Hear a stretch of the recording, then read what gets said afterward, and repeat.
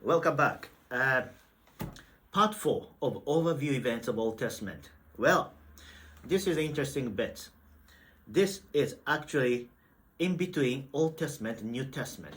Do you know, between Old Testament, the end of Old Testament book, and the beginning of New Testament book, there are 400 years gap. Well, what happened? Well, not many people, not many churches actually talk about this, but it's very interesting because it's good to understand what happened during this era to understand what's happening in Jesus' time. Because end of Old Testament, they were in a Persian occupation, went back to Jerusalem. And suddenly, the next page, you read the New Testament, there's the Romans. Where did they come from? What's going on? Well, I'm gonna show you briefly what happened. 400 years, a long time, by the way. But so here you go. 400 years, part 4, the 400 years between Old Testament and New Testament. Interesting, there are 3 periods in this 400 years gap. One is Greek occupation of Israel. And secondly, it was brief time of independence. And thirdly, Roman occupation. Okay, Greek and the independence and the Romans. Remember that. Well, again, little history lessons now. What happened in the Greek occupation? All right, do you remember it was a Persian empires thriving around the area? But they couldn't actually conquer the Greeks. See, right next to Turkey, there were the Greece, and they're one of the thriving people in the edge of Mediterranean. Interesting, they were not big empire or anything like that. Persian Empire conquered the actual area, but Greeks, they had cities called polis. The city, they are kind of city countries, city nations. They didn't occupy big areas, but they built strong cities. And one of the biggest one is Athens, the another one is Sparta, and they were one of the strongest ones. And what happened? The Persian, of course, they wanted to expand their territory towards the European continent. So they start invading Greece. Well, that's a time about 492 to 449 BC, and which is called Persian War. So Persian Empire went there trying to conquer the Greece. Like any other places, they thought they were wrong. The Athens and Sparta, two of the biggest cities, they got together, allied together, and faced the Persians.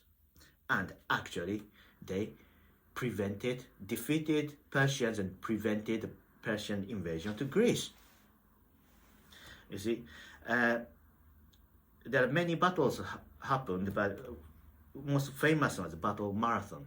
Do you know the marathon in all those Olympics and stuff? People running. This is where it's come from. Well, I'm not going to that. You can Google it or something like that to find out about Battle of Marathon. But that's where they come from. And do you know the film 300? 300 all the Spartans facing against Persian. This is the war. See, Persian War happened, but Persian couldn't conquer the Greece. So now Greece, Athens and Sparta, they became even bigger. They allied the smaller cities around them and became much stronger and stronger. Of course, they didn't, because people look up to them. Wow, those Athens and Sparta, they defeated Persian armies. Well, what comes next is interesting. These two big cities, growing, they started kind of fighting against each other, saying, we are the strongest. No, we are the strongest. No, we are the strongest. So, always power struggle comes like that, divided. So there are big wars between Athens and Sparta happened is in Greece. It's called Peloponnesian War. It's called. And what happened when they war against each other? They became weak. See, kingdom divided, become weak. So the Greece, those Athens and Sparta fought against each other. They became weaker and weaker, both sides.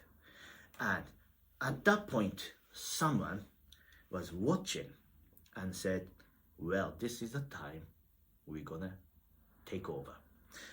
A guy called Philip II, he was a king of a small country called Macedonia. Some people call Macedonia.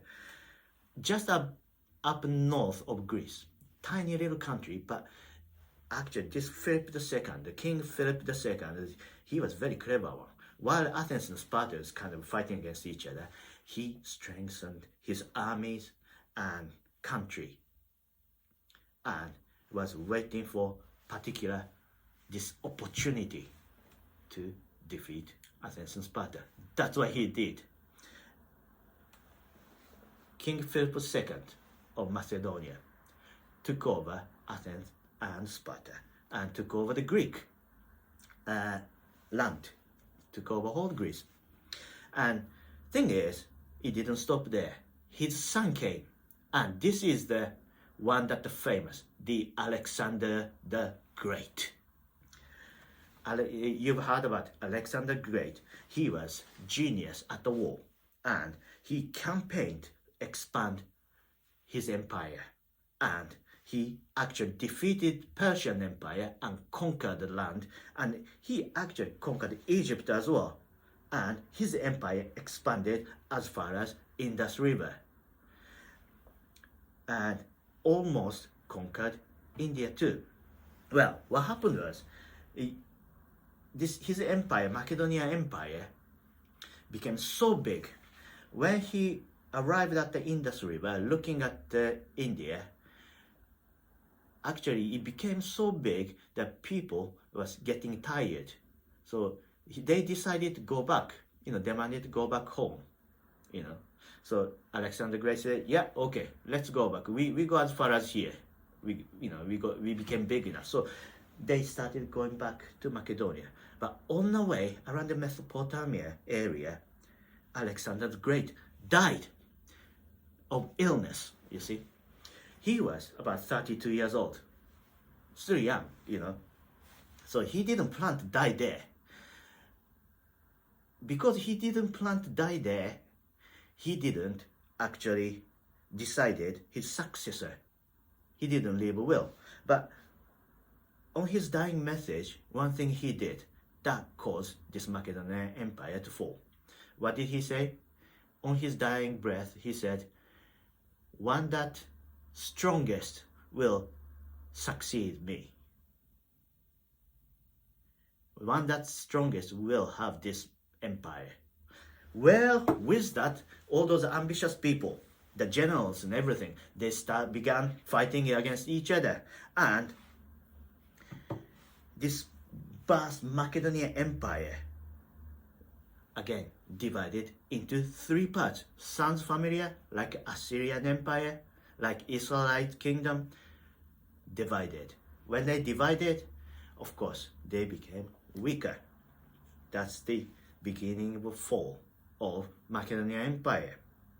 Of course. Well, what happened is, this Macedonian Empire divided in three parts. One is Macedonia, the original bit up in Greece, and another one is Ptolemaic Egypt. One is Egypt, and another one called Seleucid Empire around the Mesopotamia where the Babylonian was. See, those three parts it was divided into. Okay, with that, Jews were under this Seleucid Empire,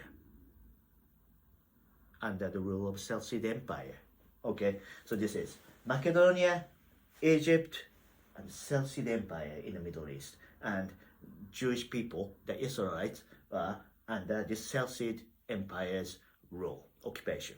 Okay, interesting. Initially, the Jews enjoyed a relative freedom and peaceful time with a protection and the autonomy given by Seleucid Empire. You see, first emperor, the earlier emperor, they are very lenient, like Persians. But around that time, the Greek, the Hellenistic influence went into Jewish customs, their beliefs, and then in the Jewish community, they started dividing. One's the traditional Jews and the one's the Hellenistic Jews, and these different customs kind of conflict against each other, and their own society started dividing as well.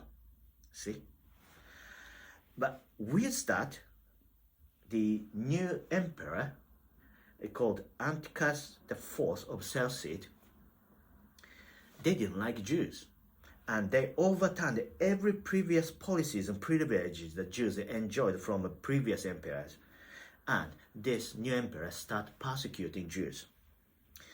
For example, like he banned the circumcision of the young people. And he also made the forced Jews to sacrifice pigs on the altar, and stop Jews celebrating certain festivals, that kind of things. Start persecuting, you see. Of course, with that persecution, Jewish people, they didn't just sit there and accept that. What happened? They rebelled against the Seleucid Empire. This is the second phase of this 400 years. Well, under this persecution, someone stood up, the guy called Jonah Maccabee, and he led Israelite people and fought, waged war against the Seleucid Empire, and surprise, surprise, they won. And this is known as Maccabean Revolt. Happened 167 BC. You see, they recaptured Jerusalem in 165 BC and gained independence for the next 100 years. That's why Jews celebrate this. You know, the celebration of Hanukkah happened around that time as well. And so, Jews, the Israelites, regained control and the independence in the Middle East, the Lebanon area. Interesting, isn't it? And around this time, another significant thing, interesting happened. That is emergence of Pharisees, Sadducees, and Sadducees. We're going to talk about these Pharisees and Sadducees and stuff a little bit, because in Jesus' stories, the New Testament and Gospel, they play a quite major part in the story. So it's good to know about those guys, who they are and how they came about. So emergence of Pharisees, Sadducees, and Sanhedrin. Okay, this is what they are. Pharisees and Sadducees are kind of religious and political group. It's be like political parties of nowadays. The Sanhedrin is like a high court made up by the high priest and priests and stuff, and some members from Pharisees and Sadducees. Okay, so Pharisees and Sadducees are political parties, and Sanhedrin is a high court. Remember that. Okay, those things they emerged about 2nd century BC, around this independent time. And these are the differences, Pharisees and Sadducees. You see, okay. Pharisees, they emerged shortly after the revolt, this Maccabean revolt. They came, and their name, Pharisees, came from Hebrew word meaning separated from Gentiles. That's what it means. They are separated from the Gentiles. So they are very much fundamentalist and traditionalist compared to all those Hellenistic Jews that they were. Okay, so that's what the Pharisees means, the separated. And their members mainly consist of middle class middle class people and leaders of synagogues. So quite a lot of numbers are there. People became Pharisees at that point. And their place of influence, of course, because the members are leaders of synagogues, their place of influence is mainly the synagogues. That's why they read scriptures and then all those study scriptures very deeply as well. And their belief is interesting. Their belief is an oral tradition as well as a written word.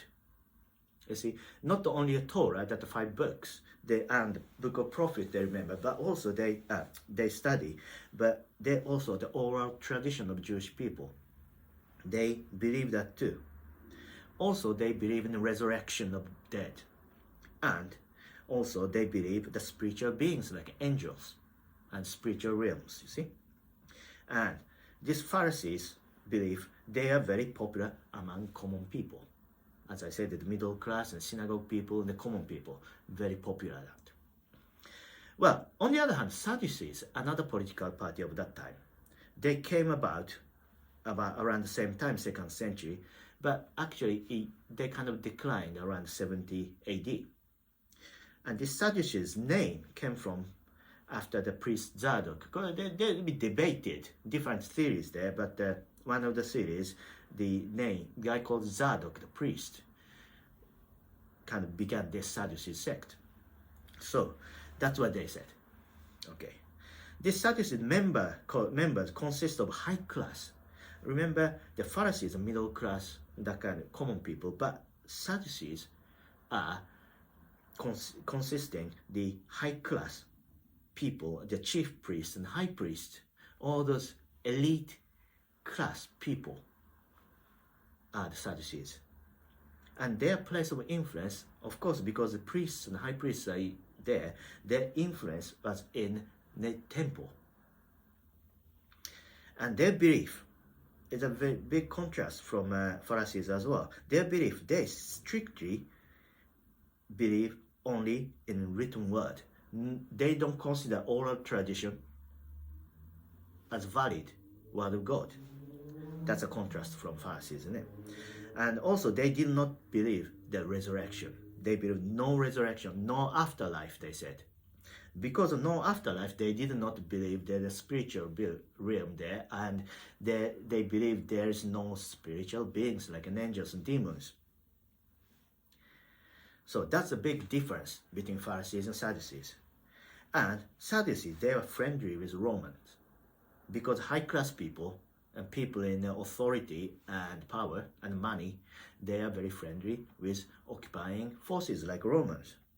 And Sadducees are more political than Pharisees. So that's a difference.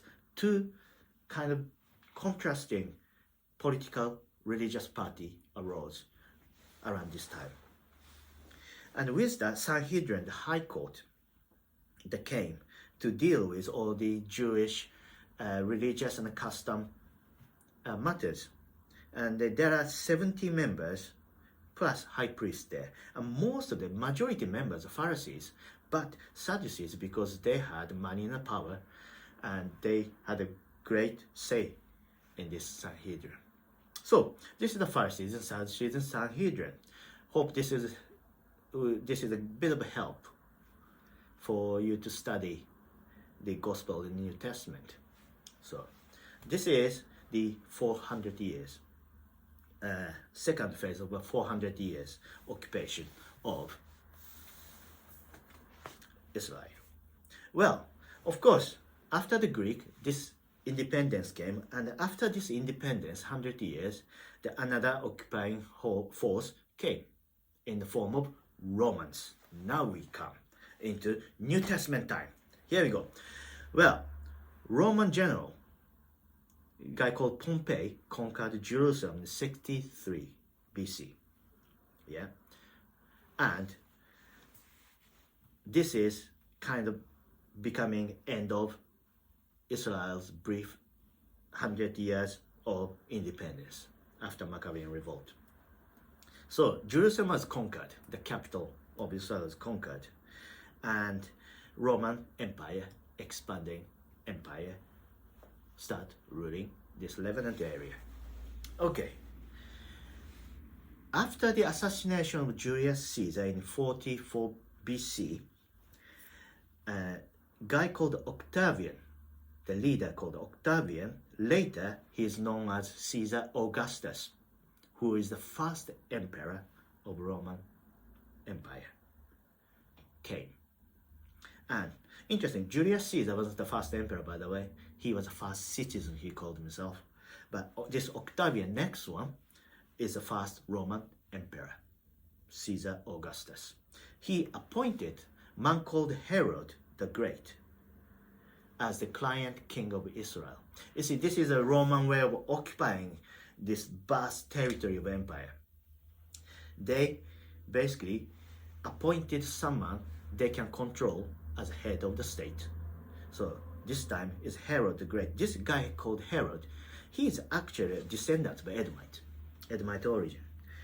But he was friendly with Romans, and the Romans appointed him as a king of Judah, puppet king rather, in 37 BC. And actually he started refurbishing the temple of Jerusalem and rebuilding the area. Yeah, this is the Herod the Great. And this Roman occupation of Israel began. Also, in the course of time, Roman Empire, as well as appointing the client king to Judah, but also appointed governors called procurators to rule the land. This governors were actually Roman citizens, by the way. The Herod wasn't. Okay, so this is how the Roman occupation started. And now time is going into the Jesus time. So Jesus was born during the time of this, or Octavian, the Caesar Augustus, the first emperor of Rome. And now you can read the whole story of the gospel in the New Testament. Well, little bit more information I can give you about this time of Jesus' time, and this time of Acts that comes after. Through Jesus' time, the emperor changed, and there are a few different kings. The client kings are appointed, and also the governors, the Roman governors came as well. I'm gonna just list up the ones that we come across in the New Testament. First, notable Roman emperors, as I said, Octavian, Caesar Augustus. Yeah, and after him it came Tiberius. Yeah, so those two will be mentioned in the New Testament. And the governors they sent, interesting, 3 people. One is Pontius Pilate, of course, one who crucified Jesus. Everybody knows that. And another interesting one, Antonius Felix, also Felix. His name was mentioned in Acts 24. Yeah, and also another governor called Festus, the Acts 25. Both of them talked with Apostle Paul. Yeah. You can read that story in Acts 24-25. So those are the notable governors.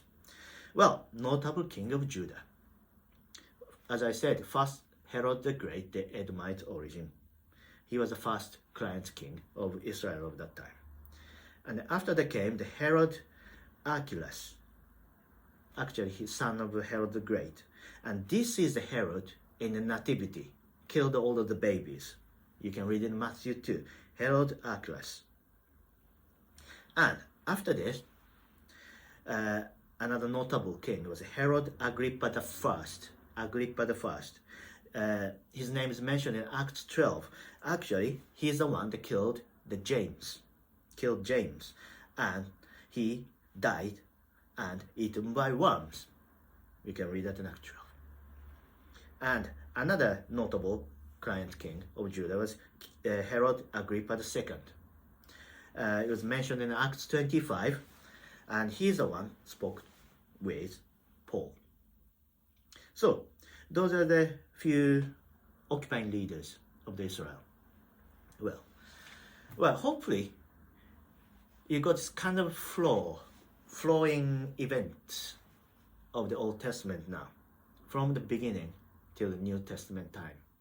Hopefully this will kind of help you to study So when you read in the Old Testament books, all those stories, and when you hear someone preaching, teaching, you can kind of click, and know what they are talking about and what it's written about, and then when it happened, and what kind of relationship with all those histories. You see, history, it just doesn't happen. Historical event just doesn't happen. It always happens because what happens before, and what's happening now affecting what's going to happen in the future. And then when you know the whole kind of brief overview and flow, it becomes much clearer and it's easier to study. So hopefully this has been helpful for you to study the Old Testament and all those events. So this is a doorway for you to walk through. So hopefully you get blessed by reading the book of Old Testament, book of New Testament, and God will reveal great things to you. So God bless. See you next time.